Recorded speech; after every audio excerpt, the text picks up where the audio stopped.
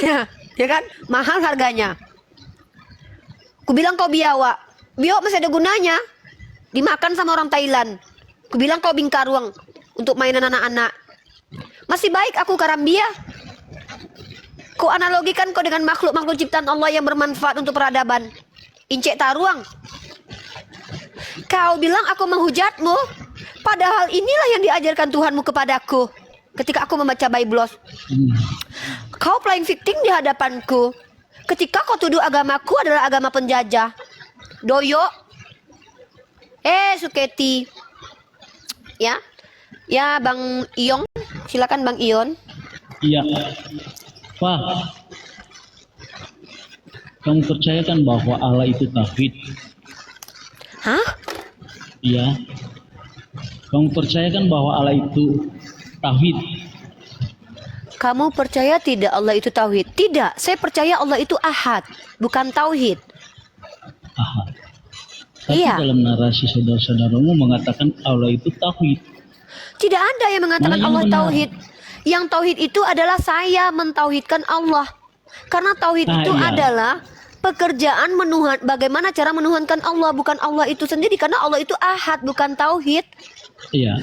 Aduh, Jadi Allah satu-satunya ya. biawak ini.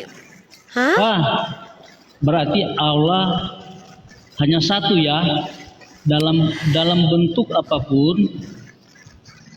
Nggak ada Allah dalam Allah bentuk kamu apapun. Emangnya hanya Allah satu. cosplay? Allah saya tidak dalam bentuk apapun. Karena Allah saya itu adalah Tuhan yang laisa kamitslihi syai'un. Dikira Tuhannya orang Kristen kali, Tuhannya punya packaging manusia. Gimana sih ini Bang? Bang, yang betul lah Bang. Sebelum Abang bicara, izinkan saya meluruskan dulu diksi Abang yang keliru ya, biar Abang nggak gagal paham. Iya. Pertama, ada perbedaan Ya, kata silakan. tauhid dengan kata ahad. Ahad itu adalah sifat Allah, ya, karakter dan ciri dari Tuhan kami. Ahad artinya satu. Tauhid itu adalah kata kerja bagaimana kami umat Islam menuhankan Tuhan. Itu konsep yang prinsip ya. Saya nggak mau bilang itu konsep, saya lebih mengatakan itu prinsip. Prinsip umat Islam itu diperintahkan mentauhidkan Allah. Nah, tauhid itu adalah bagaimana kami memahami Allah. Ahad itu adalah sifat Allah.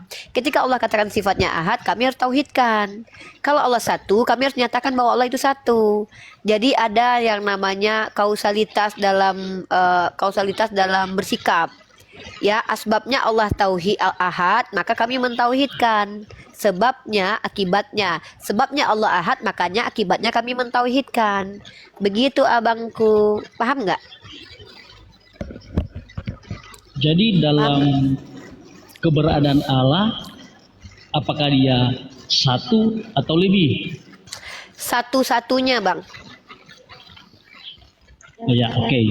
Tapi dalam Al-Mari 30 Al-Mari itu ayat sampai surah 40. siapa Al-Mari?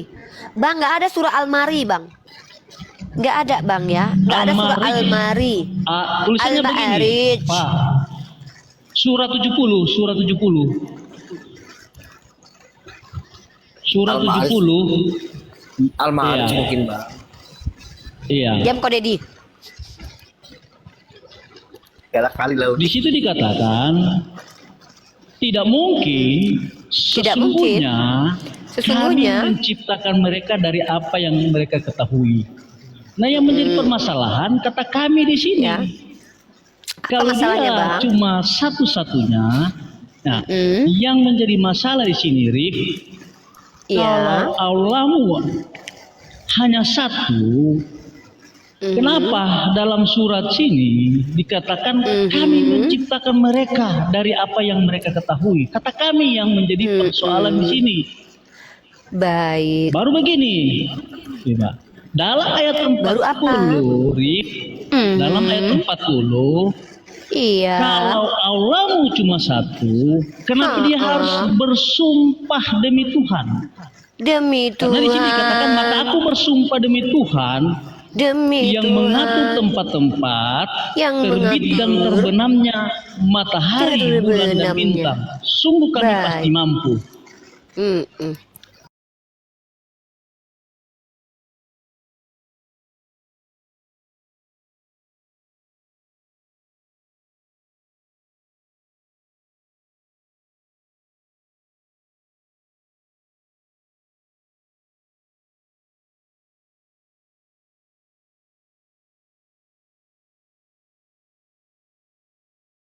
bunyi nggak nyaman itu di belakangnya itu. Kayak ada bunyi kipas. Nah, saya mau mengajarkan Anda orang Kristen dari orang Kristen sendiri ya. Yang ngajarin itu orang Kristen sendiri, bukan saya. Karena kalau saya ngajarin kamu nggak percaya. Saya belajar kepada orang Kristen bagaimana cara memahami kata nahnu. Nah, jenis kata nahnu dalam makna kami kepada Allah Subhanahu wa taala, ulama kami memaknai itu sebagai kata jamak ta'zim. Jamak ta'zim artinya apa? Jamak pengagungan. Kalau Allah berkata kami, bukan berarti Allah banyak, tapi Allah berbicara tentang dirinya dan segala kekuasaannya. Itu namanya jamak ta'zim. Apakah dalam kaidah bahasa Arab saja jamak ta'zim ada? Tidak. Dalam kaidah bahasa Ibrani dikenal dengan plural of majesty. Apa itu plural of majesty? Kata plural yang bukan dalam bentuk jamak secara pribadi, tetapi jamak untuk pengagungan. Siapa yang bilang? Ini dia, saya tunjukkan. Kalau dalam bahasa Arab itu kata nahnu kepada Allah, itu merujuk kepada Allah dan kekuasaannya. Begitu juga dengan kata Elohim. Ya, Elohim. Nah, kalau kata Elohim ini adalah plural of majesty, jamak keagungan. Siapa yang bilang? Iya.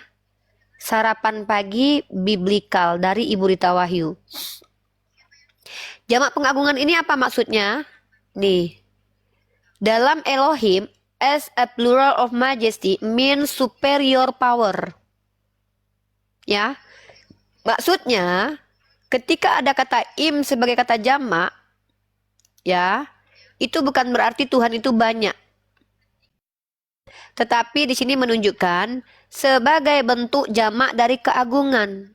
Berarti kekuatan yang unggul dalam hal ini kekuatan tertinggi. Ya. Elohim akhirim yang bukan Tuhan-Tuhan lain melainkan kekuatan lain. Jadi kata Elohim ini juga artinya Tuhan-Tuhan. Tapi apakah kepada Elohim Tuhannya Bani Israel artinya adalah Tuhan-Tuhan? Tidak. Itu dimaknai sebagai jamak pengagungan. Ini kaidah bahasa ya, yang saya bawa ini ilmu bahasa. Lalu dalam bahasa Inggris, istilah ini kaidah apa yang ada dalam bahasa Inggris? Namanya royal we. Dalam bahasa Inggris, istilah ini kaidah apa yang ada dalam bahasa Inggris? Namanya royal we. We itu kan we, kami. We. Apakah ketika orang mengatakan we want to know, apakah itu maksudnya kami banyak? Tidak, belum tentu. Karena kata we juga merujuk kepada royal we, artinya jamak pengagungan juga. Saya kasih kamu datanya ya, belajar bahasa Inggris kita ya. Why do you love me? Bentar ya, saya translate dulu. Karena aku bukan guru bahasa Inggris. Jangan dinyanyiin atuh. Ya.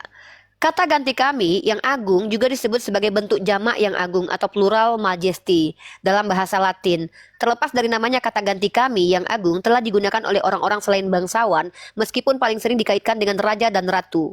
Konstruksi tata bahasa yang aneh ini berakar pada tahun 1100-an. Kita akan meneliti makna kata ganti orang, kata ganti kami yang agung, yang pertama kali menggunakan ungkapan tersebut dalam bahasa Inggris dan beberapa contoh penggunaan tersebut dalam kalimat.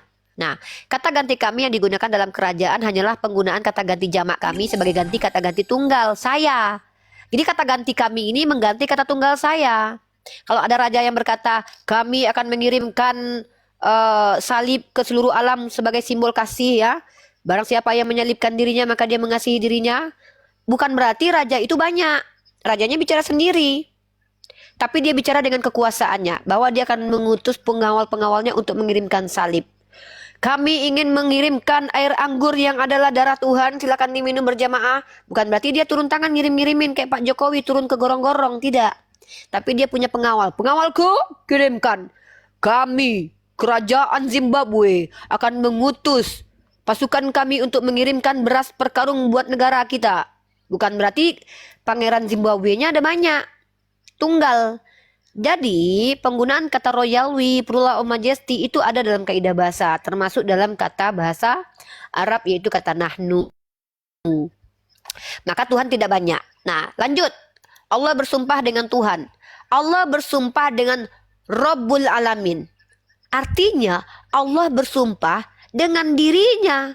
Karena yang memelihara, yang memiliki langit dan bumi, tempat matahari tenggelam, tempat matahari terbit, itu adalah Allah.